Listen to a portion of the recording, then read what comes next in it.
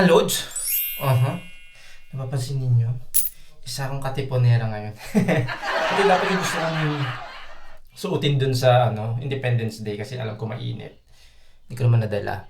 So for today's video, dahil sa naka-attend kami ng Christmas party nung Independence Day, simula ng June 7, tapos June 14, sa same lugar sa Salesiano. Siguro, unsolicited advice, kumbaga masasabi ko para mas maging maganda yung sa susunod na Independence Day. Hindi ako isa sa mga organizer ng Independence Day na bumili lang kami ng booth para makapagbenta doon sa location. Food booth, tapos non-food booth. Okay? Pero syempre, sa napansin ko, para lang siguro mas mapaganda at mas mapabuti yung Independence Day natin sa mga susunod na taon. Ang unang-una talaga nating kalaban dun sa Independence Day ay yung sobrang init. Grabe, sobrang init talaga. Doon, gano'n naman talaga kasi yung halos laging location. Pero grabe talaga, simula alas 10 ng umaga hanggang alas 8 ang regular na programa eh. Pero mas maaga yung Sunday nung nakaraang June 14. Alas 6 pa lang tapos na yung program. Wala na masyadong tao, konti na lang. Siguro, kung magagawa natin ng paraan na mapunta tayo sa isang covered court para mabawasan yung init. Kasi given na yan, kapag ganitong petsa, nag-start na talaga mainit. Kahit na umulan nung umaga, tapos nawala na, grabe pa rin yung init. As in talagang, yan nyo, hindi na pantay yung kulay ko talaga. Ang puti dito kasi ito may relo, tapos ito, Pero okay lang naman yan kasi babalik din naman yan. Pero kasi yung napapansin ko, meron tayong mga bata na attendees, pumupunta, lalo na yung mga mayores, mga nakakatanda sa atin, mga lolo, lola. Grabe yung init. Buti na lang, wala talagang nagsasuffer ng heat stroke sa araw na yun. Pero nung nakaraang kasi nakaraang taon, si Carino talaga yung asawa ko. Nahilo talaga siya as in parang aatakihin na siya ng heat stroke. Buti, kinalmahan niya lang yung sarili niya. Siguro, ayun, gawan natin ng paraan na magkaroon tayo ng location na mas okay, mas protektado sa init, heat stroke, yung mga kababayan natin pupunta attend ng Independence Day. Lalo na yung mga magpe-perform, nakabilad talaga sila sa araw, yung mga bata, matatanda.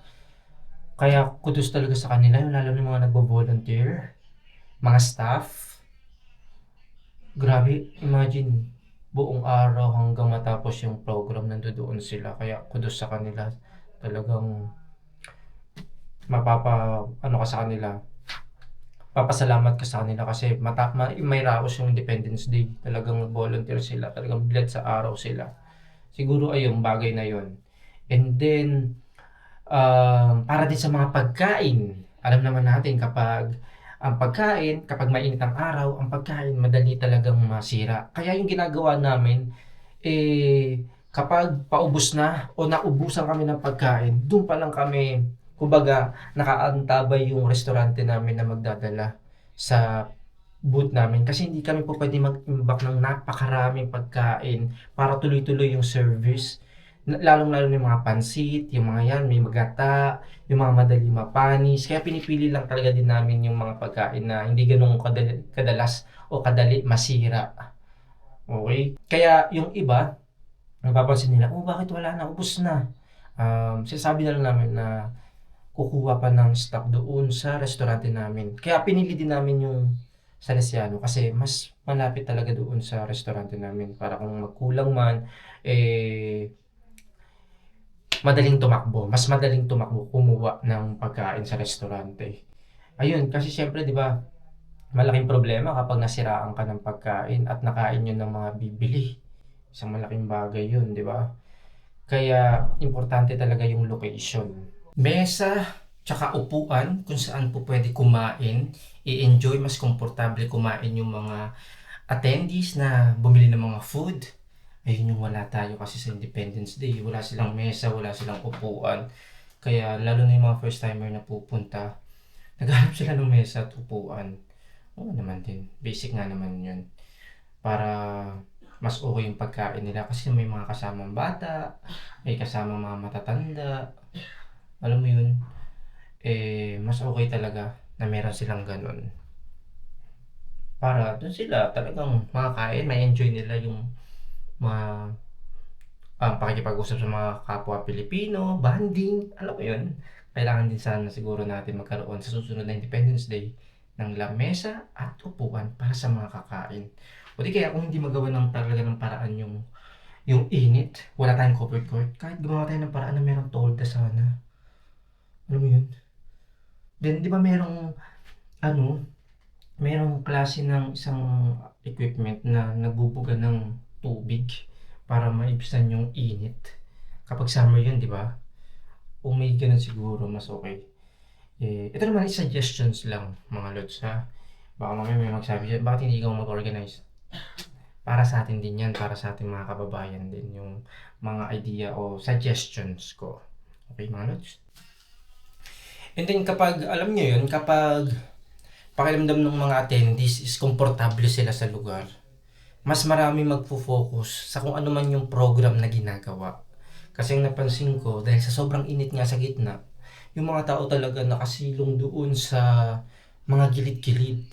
Kaya parang nagmumukhang wala nang uma-attend doon sa palabas na ginagawa ng mga volunteers natin, ng mga dancers, ng mga pageant. Kasi nga, nandun tayo sa pinakagitna ng araw. 'Di ba? Parang siguro mas gawan natin ng mas magandang venue. Makahanap tayo ng mas magandang venue para sa susunod na mga Independence Day. At hindi ko alam bakit umabot sa tatlo yung Independence Day natin. Imagine kung yung tatlong organizer na yun pinagsama-sama sa isang venue.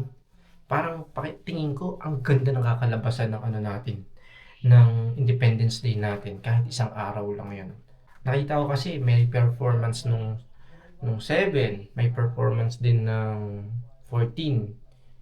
Imagine, nagkaisa lahat, iisang organizer lang. Bongga 'yun, no? Then may iba pang nagsasuggest bakit o pwede ba kung hindi maiwasan na yung araw, bakit hindi natin gawin sa gabi? Hindi ko alam kung pupwede yun, ha? Parang alam nyo yun, night market, parang maiba lang. What do you think? Pupwede ba yung ganun dito sa Spain? Parang hahanap tayo. Kasi di ba merong mga piyesta na ginagawa sa gabi, may mga kainan, para iwas lang sa iwas sa heat stroke, iwas talaga sa init. Pupwede kaya yan dito sa Spain? Hindi ko lang alam. Comment down below. Ano pa ba? Yung mga binibigay na stub sa mga volunteers. Kasi merong mga sa'min, nag lumapit sa amin na gustong papalitan yung stub nila ng pagkain. So, syempre, kami, wala kaming idea na, walang sinabi sa amin na pwede kami tumanggap ng ganun. And then yung stub, walang amount kung magkano yung value ng stub na yun. Ang nasabi lang sa amin is menu. Kasi meron kaming binibentang menu na worth 11 euros. So, syempre, yung mga may stub na yun, alam ko sila yung mga staff, sila yung mga nag-volunteer. Ang sabi, sa ibang restaurant, sa ibang booth, tinanggihan sila. So ako, parang, syempre, lumapit sa amin, in-approach ko na lang. Parang sabi ko, sige, kakausapin ko na lang yung organizer para mamaya. Pero ang sinabi sa amin, yung mga may pirma, ayun yung tatanggapin namin. Then, kung magkano man yung amount nun, wala kasing sinabi talaga sa amin. Basta yung sinabi nila, papalitan yung presyo ng kung magkano may nakuha nila, ang talaga binibenta namin is yung menu worth 11 euro. So, tinanggap na, ang dami talagang food stuff. Parang sa amin napunta lahat ng mga stub.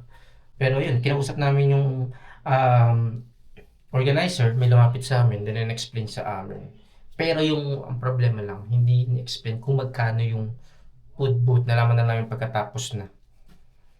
Ayun, siguro, ang punto doon is mas maging organized. Kung magkakaroon ng stub, para sa mga staff, sa mga volunteers. Lagyan ng kung magkano yung worth ng staff na yun. Nang sa ganun, alam din namin. Kasi, siyempre, na ano naman ako natanggihan. Alam ko gutom tapos, uhaw yung mga volunteers. Kaya, tinanggap ko ng tinanggap din. Basta sabi ko, kakausapin na lang namin yung organizer. Ayun, karamihan ng problema or ng sinasuggest or sinasabi sa amin talaga, ang init talaga sa location. Which is true naman talaga, mainit talaga. Siguro, makakaisip tayo ng iba pang paraan para mas paganda yung ano natin, susunod na Independence Day. Pero overall, ang mahalaga na celebrate natin yung araw ng kalayaan, nag-enjoy naman kahit papaano siguro yung mga attendees, kumita yung mga bumili ng booth, okay? At nagsama-sama ang mga Pilipino. Yun nga lang, kahit tatlo yung Independence Day, balin natin sa Independence Day 2027, maging isa na lang. Tapos mas maging bongga and grande. Mas masaya. Di ba? Bueno, makita-kita tayo sa mga susunod na Independence Day mga lods. At syempre, kukuha din kami ng booth doon. Alright. Maraming salamat sa panonood and please don't forget to follow or subscribe to my YouTube channel. Alexis Comprendo. Bueno, maraming salamat. Naglilinis muna ako ng banyo kaya ako nandito at naka-gloves. Hasta luego mga lods. Ciao.